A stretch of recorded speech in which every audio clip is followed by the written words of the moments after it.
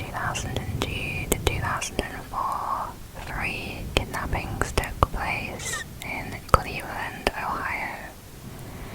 The perpetrator was a school bus driver named Ariel Castro.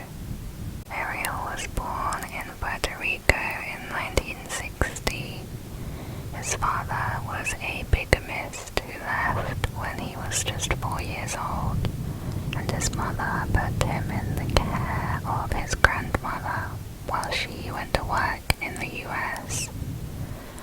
While his mother was away, he was raped by a neighbor, but he hid it out of shame.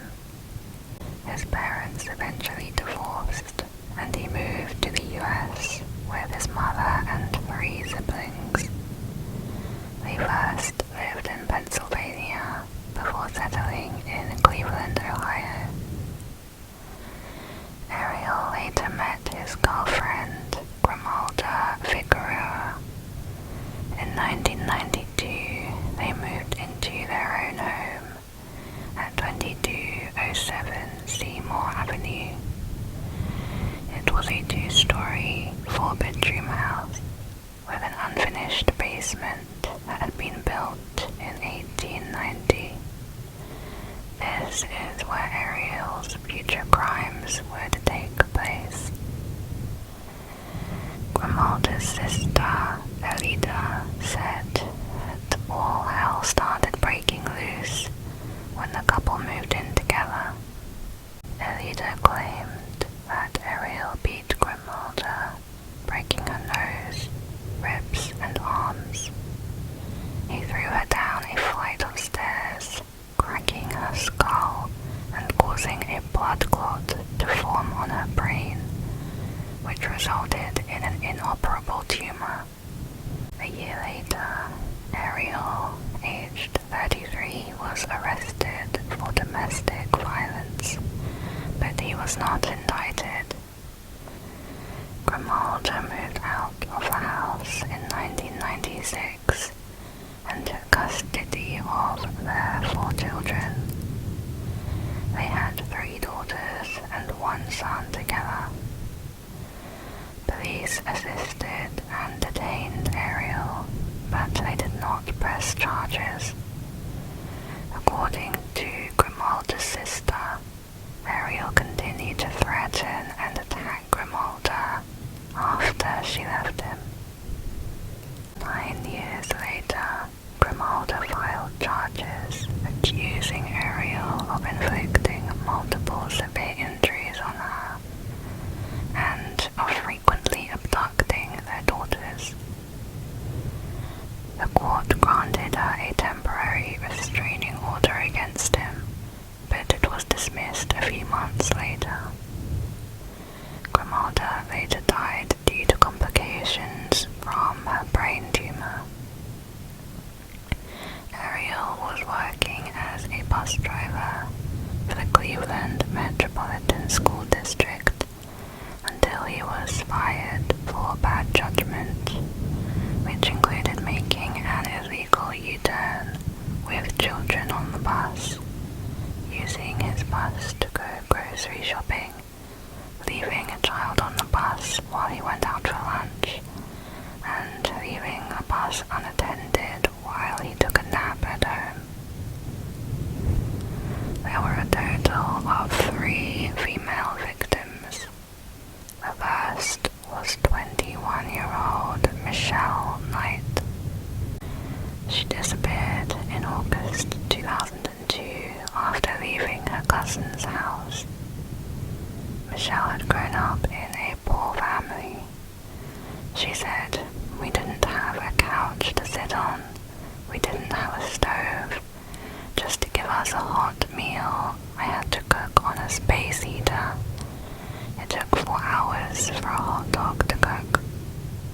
She was like a mother to her siblings. Michelle described her life as traumatic. From the age of 5, she suffered sexual and emotional abuse from a male relative. She felt it would be safer on the streets than at home, so she decided to run away. She was only 14 at the time. She stole a garbage can and made it her home, sleeping inside it underneath a bridge. She often sought refuge in a local Baptist church, where she was given food, clothes, and a shower. A congregant saw her at the church one day and reported it to her father. He sent her back to school, where she was bullied. She started seeing a boy from school, got pregnant, and gave birth to her son, Joey, at 18 years old. In 2002, her mother's boyfriend got drunk and fractured Joey's knee. Social services put him in foster care. Michelle was desperate to get Joey back. On August 23rd, she was scheduled to appear in court for Joey's child custody case. She got lost on the way there and stopped at a store to ask for directions. She said, "I was trying so desperately to get a hold of them. I tried to call them on a payphone. It didn't work. I felt like there was no way I'm gonna make it." Then a man offered to help her. She recognized him as one of her friend's dad. He said, "I know where it's at. I can take you straight to it. It'll only take me 5 minutes." So Michelle said okay. This man was Ariel Castro. Instead of going to the family court, he took her to his house on the pretense of first picking up his daughter and showing Michelle some puppies. But his daughter didn't live with him, and there were no puppies. He ended up holding her captive in his house for 11 years. The whole time she was only a couple blocks from her home. At first, Michelle was kept bound with extension cords. Ariel sexually abused her multiple times a day. She commented, "It was difficult. I had to go blank. Anytime he was doing anything to me, I had to put myself in a different place." Michelle became pregnant at least 5 times. Each time he would starve, poison, and beat her into miscarrying. Ariel hated that Michelle was not a teenager like he thought when he kidnapped her. She looked much younger at only 4 foot 7 inches tall. Michelle also often talked back to him. It angered him, and it's thought that for these reasons, she suffered far greater abuse than the other victims. She was fed the leftovers of the other girls' meals. He forced her to eat mustard, which she was allergic to, causing her face and throat to swell up.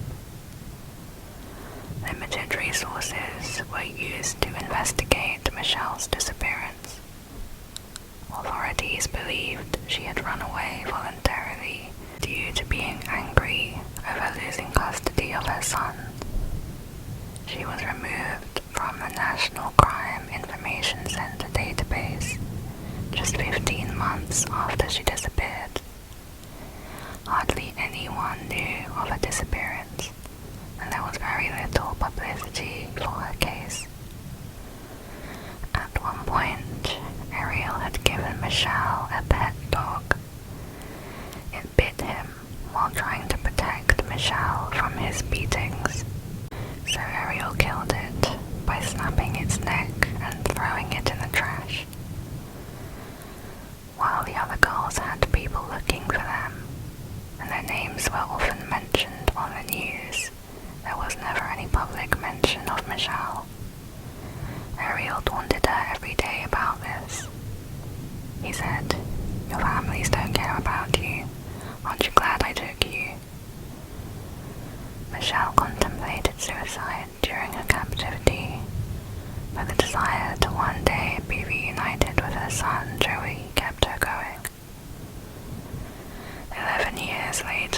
when she was freed and taken to hospital, she was found to be in the worst condition of the 3 victims.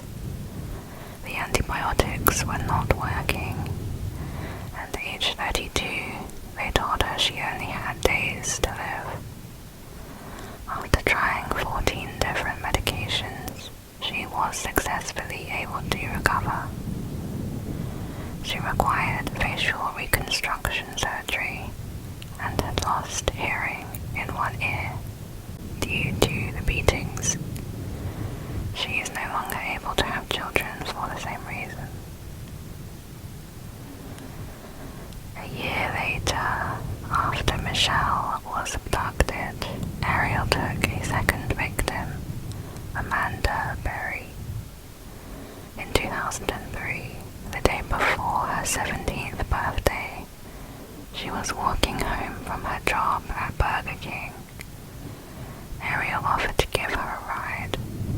Like Michelle, she recognized him as her friend's father. She was last heard from around 8 p.m. when she called her sister to tell her she was getting a ride home. Ariel lured her into his house, saying that his daughter was inside.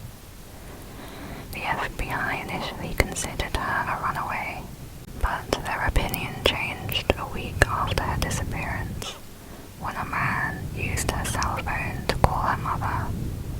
He said, "I have Amanda. She's fine and will be coming home in a couple of days." Amanda was regularly featured in a segment of Fox's America's Most Wanted from 2004 to 2006, along with the 3rd victim, Gina. Both were also profiled on the Oprah Winfrey Show and the Montel Williams Show, where a self-proclaimed psychic told Amanda's mother, Luana, that her daughter was dead and that she was in water. This devastated her mother, causing her to take down Amanda's pictures and give away her computer. Luana continued to search for her daughter before dying from heart failure in March 2006. Later that year, on Christmas Day, Amanda gave birth to her daughter, Jocelyn. Ariel was the father. Unlike Michelle, he allowed this baby to be born, as he seemed to favor Amanda. In fact, Ariel ordered Michelle to deliver the baby, and said he would kill her if the baby did not survive. They were given a small inflatable swimming pool for the childbirth. At one point, the baby stopped breathing, but Michelle was able to resuscitate her by breathing into her mouth. Ariel would beat Amanda when the baby cried. He occasionally took Amanda's daughter out of the house, sometimes to visit his mother. In 2013, he showed one of his adult daughters a picture of the child and said that she was his girlfriend's daughter from a previous relationship. He told other people that she was his granddaughter. At this point, Ariel was 53 years old and working as a school bus driver. Baby Jocelyn and Amanda shared a room where Amanda taught her how to read and write. The final and youngest victim was 14-year-old Gina DeJesus, who went missing the following year after Amanda in 2004. It was April 2nd. Gina was walking home from school with her friend Arlene. Arlene was Ariel's daughter, who was in the same grade. Shortly before Gina disappeared, she and Arlene called Arlene's mother, Grimalda, to ask for permission to have a sleepover at Gina's house. Grimalda said no, so the girls parted ways. Arlene was the last person to see Gina at around 3 p.m.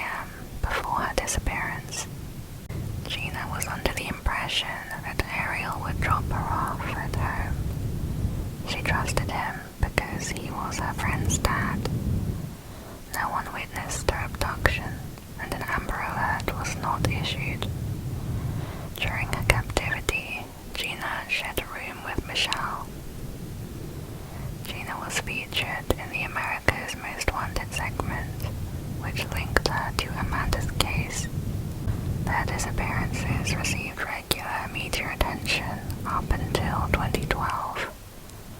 The families held public vigils, and Ariel attended at least 2 of these vigils, participating in a search party and trying to get close to Gina's family.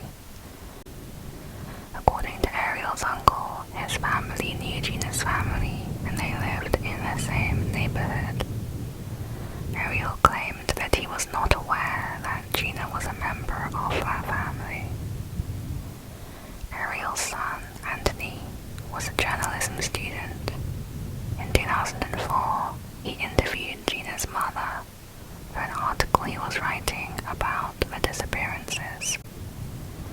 A year after Gina's disappearance, the FBI released a composite sketch and description of a male suspect. He was described as Latino, 25 to 35 years of age, 5'10", 165 to 185 pounds, green eyes, a goatee, and possibly a pencil-thin beard.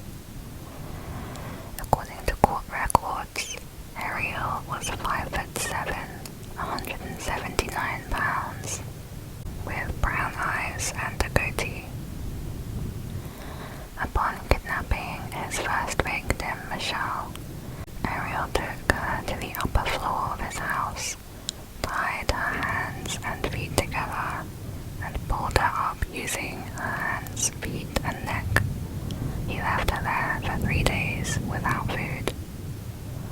Diaries kept by the girls talk about forced sexual conduct, being locked in a dark room, chained to a wall, emotional abuse, and threats to kill them. They were kept in 2 locked bedrooms, Gina and Michelle in one, Amanda in the other, usually in shackles, where they were forced to use plastic toilets that were emptied infrequently. They were given 1 meal a day and allowed to shower twice a week at most. Ariel would bring their missing posters back to the house to taunt the girls and made them watch news reports about their cases. He would manipulate them against each other and make them compete for his favor. Police officers visited Ariel's home one time following the kidnappings to discuss an unrelated incident. Ariel did not appear to be home and was later interviewed elsewhere.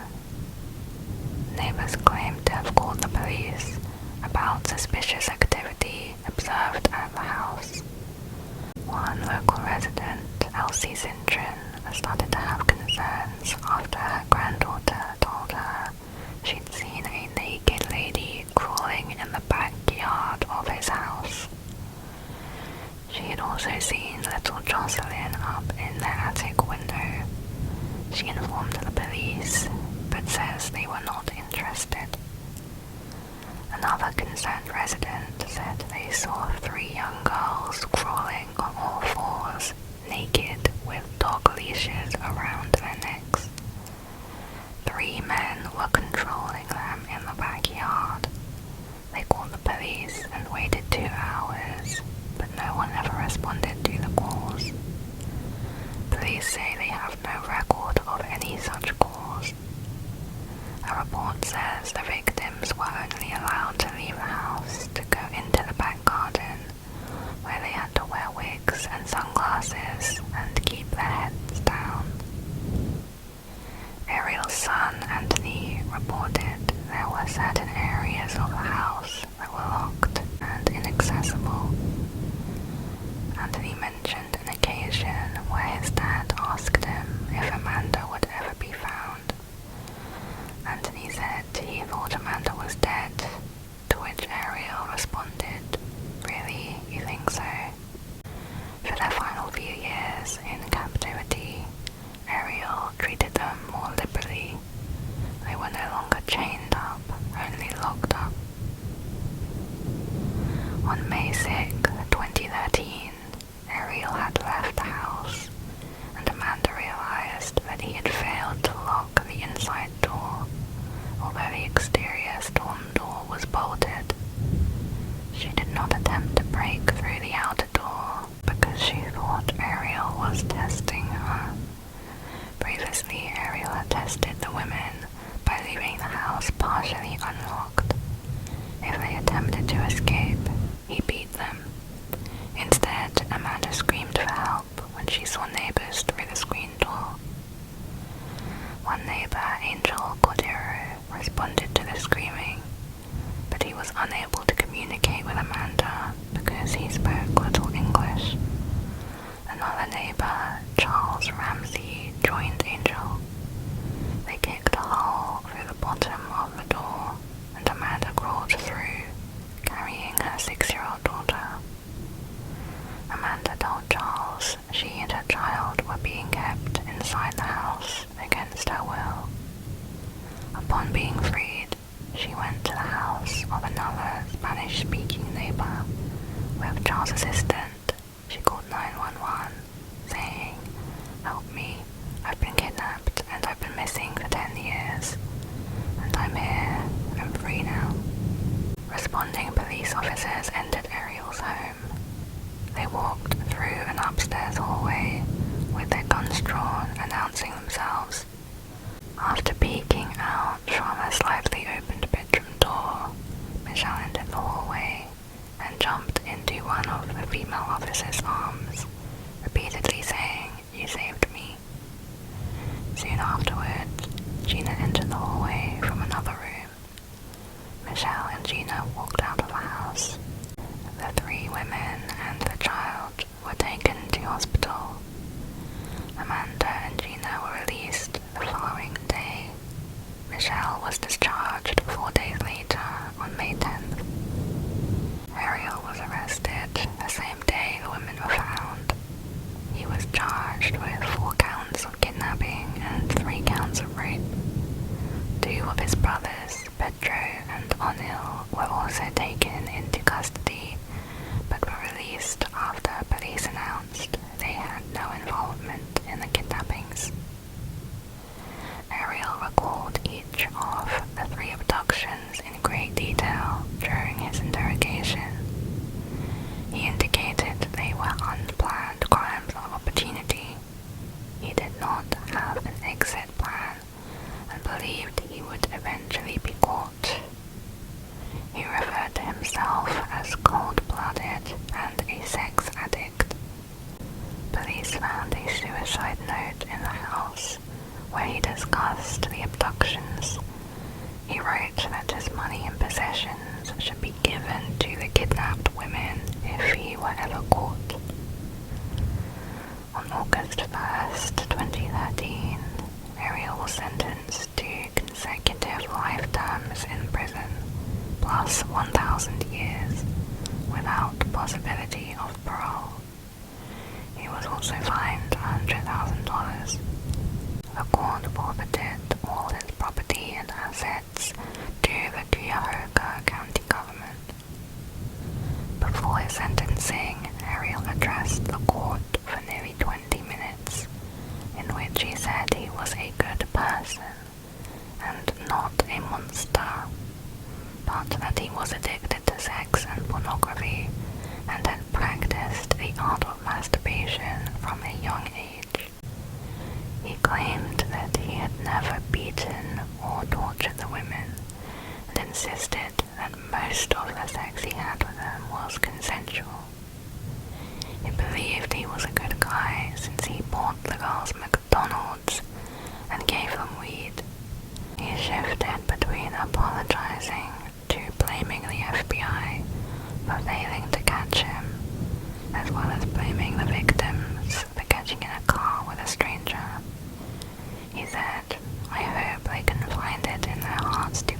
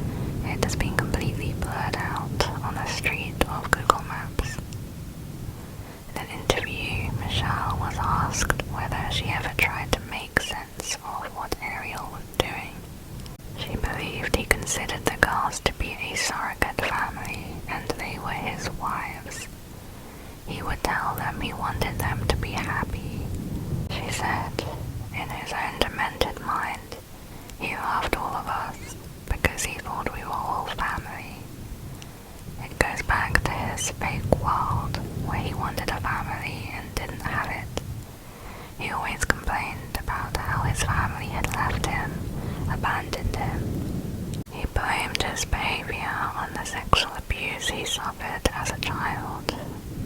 He said he couldn't control what he was doing because he was a sex addict, and the only way for him to get over it was to castrate him.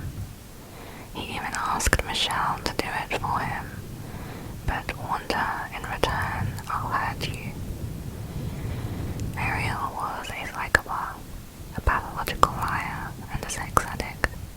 He never took responsibility for his actions. He falsely sued a man for raping his daughters, while he had 3 abducted girls in his own home. When he kidnapped Gina, he told Michelle she was his daughter, even though Michelle had seen the reports of Gina being missing on TV. Some have speculated Ariel was sexually attracted to his 3 daughters, and that he kidnapped 3 girls, partly to keep himself from abusing them, by using surrogates instead. When we look at the ages of his daughters compared to his victims, first there is Angie, the eldest, who was 19 at the time when Ariel kidnapped Michelle, who was 21, although Ariel thought she was much younger. The second daughter, Emily, was 15 in 2003, when Ariel abducted Amanda, age 16. And his youngest daughter, Arlene, was 14, when he abducted her friend, 14-year-old Gina. As a side note, Emily, the second daughter, is currently in prison. She was sentenced to 25 years after she slashed her 11-month-old baby's throat. But thankfully, the baby made a full recovery. In court she said, "I don't know how this happened. I want you to know I am a very good mom." After her rescue, Michelle legally changed her name to Lily Rose Lee, Lee being her son's middle name. For public appearances, she uses her birth name. Her eyesight is weak from years in darkness. Her stomach is permanently damaged from a combination of infections and Ariel's beatings. She has psychological and trust issues, and she's cut herself off from a family she says never bothered looking for her. In 2016, she got married to Miguel Rodriguez, who she met via mutual friends on Facebook, and they are happily married. In 2018, Michelle revealed that her son was adopted by his foster parents while she was in captivity, and that she has still not seen him. Joey's adopted parents decided not to have direct contact with her. But Michelle remains hopeful that things might change in the future. Joey is now 23 years old, but has not yet made contact with his mother. Amanda and Gina received honorary diplomas from a local high school in 2015. The same year, the pair published a book called Hope, a memoir of survival in Cleveland. Michelle had already published her own book called Finding Me the year before. Gina volunteers for the Amber Alert Committee, offering comfort to families of abducted children. In 2018, she opened the Cleveland Family Center for Missing Children and Adults. Her office is a block away from where she was held captive, and she remains in touch with Amanda. In February 2017, Amanda joined the staff of the Fox affiliate news channel in Cleveland, where she hosts short segments reporting on missing person cases.